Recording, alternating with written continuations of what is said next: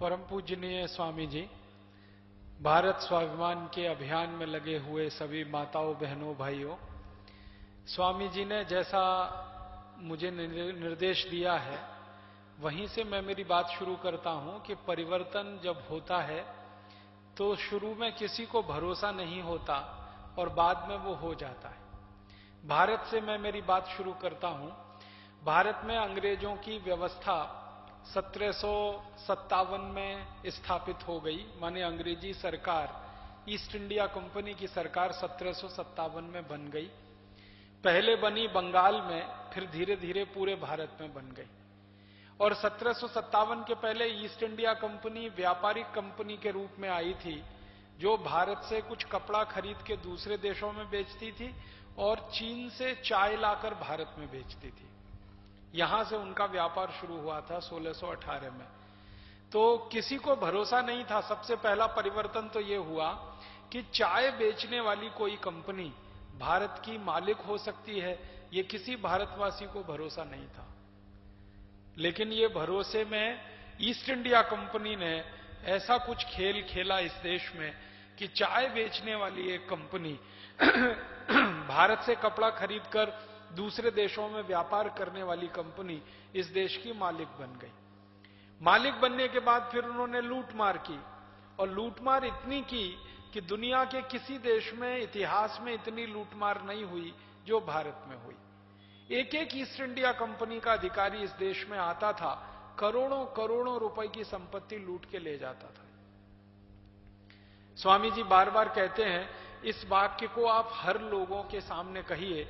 Robert Clive नाम का एक अंग्रेज अधिकारी इस देश में 1757 के प्लासी के युद्ध के लिए आया, और युद्ध जीतने के बाद 900 पानी के जहाज भरकर सोने, चांदी, हीरे, जवाहरात, मोती, माणिक, पन्ने जैसी बेशकीमती चीजें ले गया। 900 जहाज, नाव नहीं, जहाज। नाव तो छोटी सी होती है, जहाज बहुत बड़ा होता है। एक जहाज में कितना टन? कितना? करीब 60 से 70 टन, इतना बड़ा जहाज होता था उस जमाने में। अब तो और भी बड़े होने लगे। अब तो 250 टन, 300 टन, 400 टन के जहाज हैं। ईस्ट इंडिया कंपनी के जमाने में एक जहाज में 60 से 70 टन सामान आता था।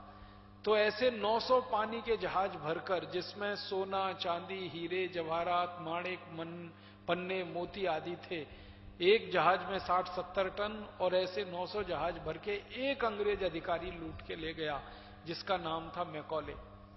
मैकॉले ने इस देश को लूटा, यहां से धन लेके गया। फिर उसके बाद वॉरेन हेस्टिंग्स आया, उसने लूटा, वो धन लेके गया।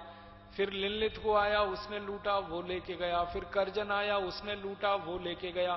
फिर विलियम वेंटिंग आया, उसने लूटा, वो लेके गया। फिर डलहौजी आया, उसने लूटा, वो लेके गया। ऐसे 84 बड़े अंग्रेज अधिकारी जो गवर्नर जनरल की हैसियत के थे।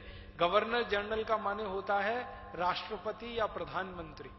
इस हैसियत के 84 अंग्रेज अधिकारी लूटते रहे। उसके नीचे हजारों दूसरे अंग्रेज अधिकारी लूटते रहे, लाखों दूसरे अंग्रेज अधिकारी लूटते रहे। ये लूट इतनी जबरदस्त थी पूरे देश में कि सारा देश कंगाल और भिखारी हो गया था। घर घर में से अंग्रेज लूटते थे पैसा। आपको एक जानकारी दूं कि अंग्रेजों की लूट का तरीका क्या था। वो एक चिट्ठी भेजते थे किसी के भी नाम।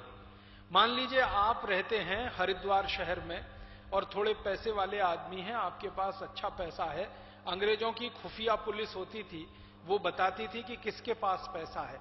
अंग्रेजों ने खुफिया पुलिस बनाई थी। उसका सबसे बड़ा काम यह था कि भारतवासियों में यह पता लगाना कि पैसा किसके पास है।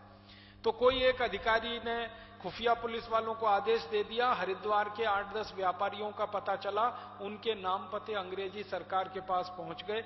ईस्ट इंडिया कंपनी की तरफ से उनके घर में एक चिट्ठी आती थी, एक पत्र आता था। उसमें लिखा जाता था, 1 करोड़ स्वर्ण मुद्राएं दे दो, नहीं तो मार डालेंगे, तुम्हारे घर के बच्चे का अपहरण कर लेंगे, तुम्हारा अपहरण कर लेंगे, घर में आग लगा देंगे, तुम्हारी पत्नी के साथ बलात्कार करेंगे, तुम्हारी बहन के साथ बलात्कार करेंगे। इस तरह की चिट्ठी आती थी। मौखिक नहीं, लिखित चिट्ठी आती थी। जैसे आजकल के गुंडे मवाली लोग होते हैं ना, डॉन लोग, वो आपको चिट्ठी भेज देते हैं, 2 करोड़ दे दो, 10 करोड़ दे दो, 20 करोड़ दे दो, नहीं तो मार डालेंगे। ठीक ईस्ट इंडिया कंपनी ऐसे ही किया करती थी। किसी बड़े के घर में चिट्ठी पहुंच गई और वो दे दी गई, और उसके बाद फिर लूट मार शुरू होती थी। तो ज्यादातर लोग डर के मारे क्या करते थे, जो ईस्ट इंडिया कंपनी मांगे वो देते थे। तो पहले वो लोगों से लूटते थे, फिर राजाओं से लूटना शुरू किया। एक इलाके का राजा है, उसको चिट्ठी चली गई और उस चिट्ठी के आधार पर राजाओं से करोड़ों रुपए। तो ये लूट इतनी बड़े पैमाने पर चलती थी कि किसी भारतवासी को कल्पना नहीं थी कि कभी ये लूट बंद हो जाएगी। सारे भारतवासी लूटते थे, सब बर्बाद हो रहे थे। कल्पना किसी को नहीं थी कि ये लूट एक दिन बंद हो जाएगी। फिर ईस्ट इंडिया कंपनी ने लूट के बाद एक दूसरा धंधा शुरू किया, भारतवासियों का धर्म परिवर्तन कराना शुरू किया, जबरदस्ती हिंदुओं से ईसाई बनाना शुरू किया। ईस्ट इंडिया कंपनी के जितने अधिकारी इस देश में काम करते थे, सभी अधिकारियों को यह लिखित आदेश था कि छुट्टी के दिन, रविवार को छुट्टी होती थी, छुट्टी के दिन वो बाइबल लेके एक एक मोहल्ले में जाएंगे और ज्यादा से ज्यादा हिंदुओं को ईसाई बनाएंगे। तो ये दूसरा काम उन्होंने शुरू कर रखा था, धर्म परिवर्तन का। तीसरा काम किसानों से जमीनें छीनने का कर रखा था। हिंदुस्तान के किसानों के पास अंग्रेजों के आने के पहले जमीनें थीं, हर एक किसान के पास कम से कम 10 एकड़। लगभग 20 करोड़ किसान थे इस देश में, और हर किसान के पास कम से कम 10 एकड़ जमीन होती थी। तो ये जमीनें छीनने के लिए अंग्रेज अदालतें लगाया करते थे। डलहौजी नाम का अंग्रेज था, जो एक एक गांव में जाके अदालत लगाता था और एक दिन में 25,000 किसानों से जमीनें छीन लेता था। और वो कानून बना रखा था, लैंड एक्विजिशन एक्ट, उसके आधार पर ये जमीनें छीनी जाती थी। तो किसानों से जमीनें छीनते थे, व्यापारियों से पैसा लूटते थे, साधारण लोगों की मां बहन बेटियों के साथ बलात्कार करते थे, आम हिंदुस्तानियों को हिंदू से ईसाई बनाया करते थे। फिर हमारे उद्योगों को बर्बाद करने के लिए टैक्स लगाया करते थे। अंग्रेजों ने 350% तक सेंट्रल एक्साइज ड्यूटी लगाया था केंद्रीय उत्पाद कर भारत के उद्योगों पर। और अंग्रेजों के जो उद्योग भारत में चलते थे वो टैक्स फ्री किए हुए थे पूरे के पूरे। तो अंग्रेजों का माल टैक्स फ्री और भारत के माल पर 350% एक्साइज ड्यूटी, फिर उसके बाद सेल्स टैक्स, फिर उसके बेचकर इनकम टैक्स, फिर उसके बाद अंग्रेजों ने लोकल टैक्सेस लगाए थे, म्युनिसिपल कॉर्पोरेशन का टैक्स, फिर हाउस टैक्स, ऐसे दसियों तरह के कर उन्होंने लगा रखे थे। हर तरह से अंग्रेज इस देश को बर्बाद करने में लगे हुए थे। ऐसे अंग्रेजों के खिलाफ कोई बड़ा विद्रोह होगा इस देश में, कभी अंग्रेज हिंदुस्तान छोड़कर चले जाएंगे और ये लूट और खसोट बंद हो जाएगी, इसका भरोसा भारतवासियों को नहीं था। लेकिन एक आदमी को था। करोड़ों भारतवासी निराशा में डूबे हुए थे और हर बार भगवान से एक ही प्रार्थना करते थे, हे ईश्वर, इन अंग्रेजों को भारत से भगाओ, या इनको भारत से हटाओ, या इनके चंगुल से भारत को मुक्त करो। करोड़ों भारतवासी प्रार्थना तो करते थे, लेकिन भरोसा किसी को नहीं था कि ये अंग्रेज चले जाएंगे एक दिन। एक भारतवासी था, जबरदस्त क्रांतिकारी, उसको भरोसा था कि आज नहीं तो कल ये अंग्रेज छोड़कर जाएंगे। उस भारतवासी का नाम था नाना साहब पेशवा। सुनाया आपने? नाना साहब पेशवा ये क्रांतिवीर था जिसको एक को इतना जबरदस्त भरोसा था कि अंग्रेज तो अभी चले जाएंगे अगर हम भारतवासी संगठित हो जाएं तो। नाना साहब पेशवा के अगर आप भाषण सुनेंगे, रोंगटे खड़े हो जाएंगे आपके, खून खौलेगा। नाना साहब पेशवा जब भाषण दिया करते थे कहीं खड़े होकर, तो इतिहास के दस्तावेजों में दर्ज है कि लोगों की भुजाएं फड़कने लगती थी। 1850 के आसपास जब सारा देश निराशा के गर्त में डूबा हुआ था, अंधकार में डूबा हुआ था, किसी हिंदुस्तानी को यह कल्पना नहीं थी कि अंग्रेज छोड़कर जाएंगे, ये लूट हमारी बंद हो जाएगी, भारत के प्रति जो दुराचार हो रहा ये खत्म हो जाएगा। एक हिंदुस्तानी ऐसा था जो दिया जलाए बैठा था, उनका नाम था नाना साहब पेशवा। बहुत छोटे से गांव में रहने वाले व्यक्ति थे नाना साहब पेशवा।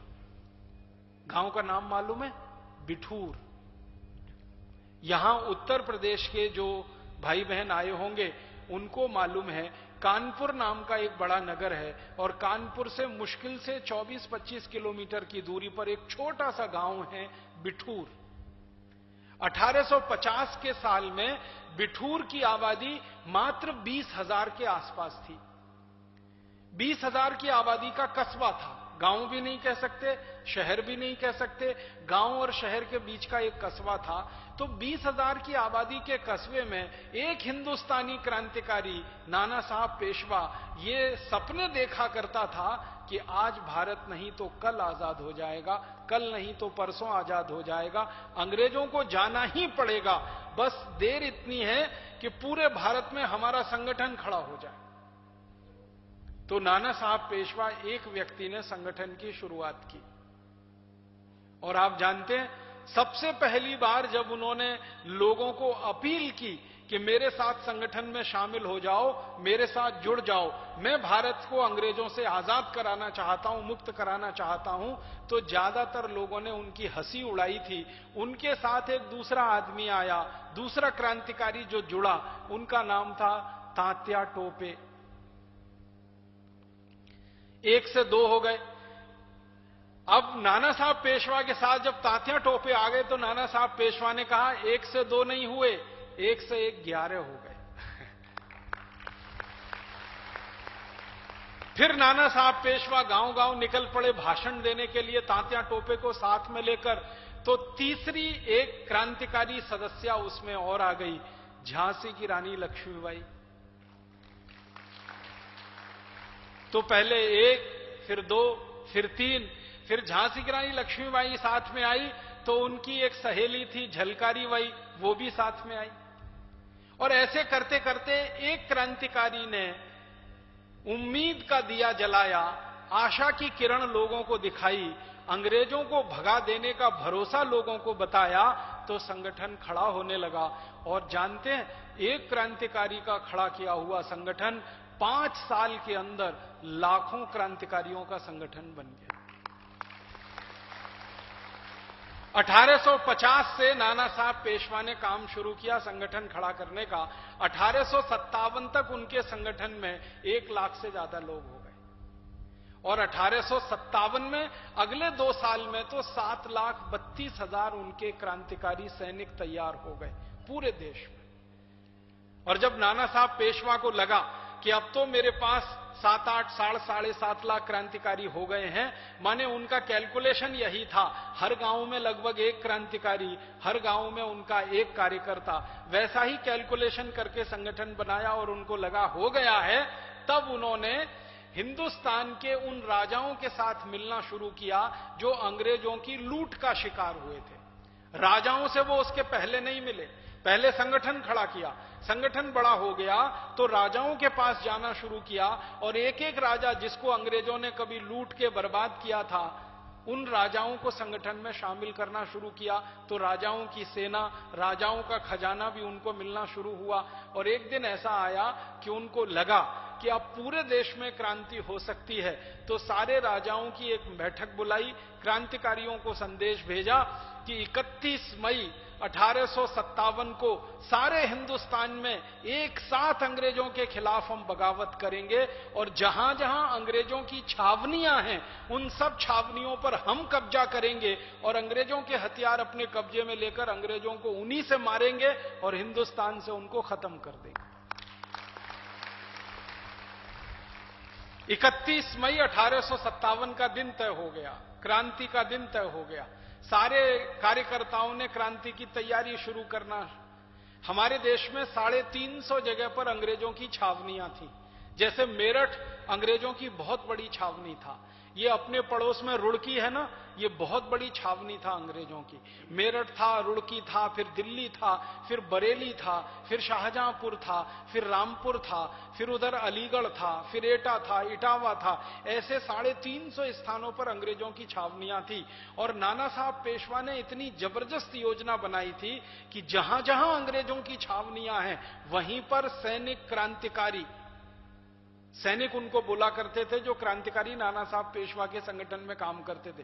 तो भारत के क्रांतिकारी हर उन स्थानों पर संगठित होंगे जहां अंग्रेजों की छावनियां हैं, और 31 मई को एक साथ बगावत करेंगे। लेकिन उसमें एक छोटी सी गड़बड़ हो गई। कि तारीख तय हुई थी 31 मई 1857। ये मेरठ के लोगों ने कुछ जल्दबाजी कर दी और जो काम 31 मई को शुरू होना था वो 10 मई को ही चालू कर दिया। मेरठ वाले थोड़े ज्यादा उबाल वाले लोग हैं। ये जो इलाका है ना मेरठ, मुजफ्फरनगर, ये जाट जाति समूह का इलाका है और जाट जाति समूहों के बारे में अंग्रेज खुद मानते हैं बहुत पराक्रमी, बहुत वीर। जाटों के बारे में अंग्रेजों की संसद में जब बहस होती थी तो अंग्रेज कहा करते थे एक जाट 10 अंग्रेजों के बराबर है। तो ये जाट समूह जाट जाति का इलाका है मेरठ। तो ये लोग थोड़े उतावले हो गए, इनका खून ज्यादा उबल गया, इनके खून पर इनका कंट्रोल नहीं रहा। 10 मई को ही सारा खेल इन्होंने शुरू कर दिया और 10 मई की शाम 5 बजे अंग्रेजों की पूरी छावनी को आग लगा दी इन्होंने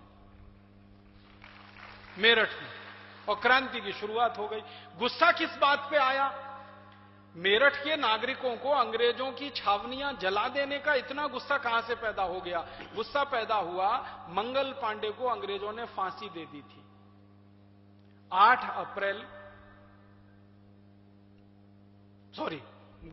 8 मई 1857 को अंग्रेजों ने मंगल पांडे को फांसी दे दी थी बैरकपुर में और वो खबर 10 मई 1857 को मेरठ तक पहुंच गई और वो खबर पे गुस्सा आया और अंग्रेजों ने मंगल पांडे को फांसी क्यों दी थी आप सभी जानते हैं।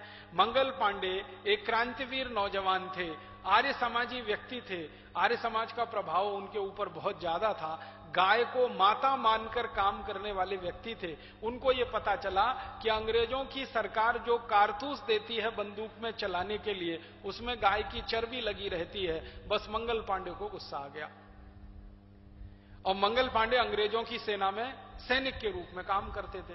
तो उन्होंने एक अंग्रेज अधिकारी को पूछा, उसका नाम था मेजर ह्यूसन। उसने मंगल पांडे ने पूछा कि क्या गाय की चर्बी का कारतूस हमें दिया जाता है? तो ह्यूसन ने ना हां कहा ना कहा, बस इसी पे गुस्सा आ गया और ह्यूसन को गोली मार दी मंगल पांडे ने।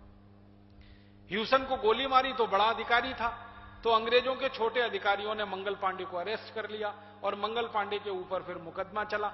जब तक मंगल पांडे पर मुकदमा चला 7-8 दिन, उनकी सेना की माने जिस छावनी में वो काम करते थे उसमें सैकड़ों सैनिक थे।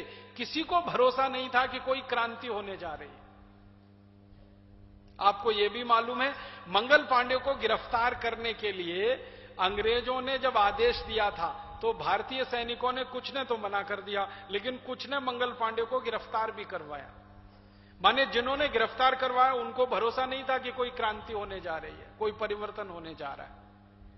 फिर मंगल पांडे को 8 मई को फांसी हो गई। फांसी के लिए कोई हिंदुस्तानी जल्लाद तैयार नहीं हुआ तो एक अंग्रेज अधिकारी को जल्लाद बनाया गया। मंगल पांडे को कोई हिंदुस्तानी ने फांसी नहीं दी, एक भी हिंदुस्तानी जल्लाद तैयार नहीं हुआ फांसी देने के लिए, सबने मना कर दिया। सबका एक ही बात था कहना कि अगर हम मंगल पांडे की जगह होते तो हम भी यही करते। उन्होंने मेजर ह्यूसन को गोली मारी, हम भी मारते, कि उन्होंने कोई गलत नहीं किया था। मतलब मेरा कहने का है कि हर कदम पर परिवर्तन होता है तो ऐसा अचानक से कई बार हो जाता है, भरोसा नहीं होता। तो वहां फांसी हो गई। जैसे ही फांसी हुई तो देखो चमत्कार क्या हुआ। फांसी होने के 3 घंटे में, सवेरे 6 बजे फांसी हुई है मंगल पांडे को 8 मई को, और लगभग 9 से 10 बजे उनकी प्लाटून में 1100 हिंदुस्तानी सैनिकों ने बगावत कर दी।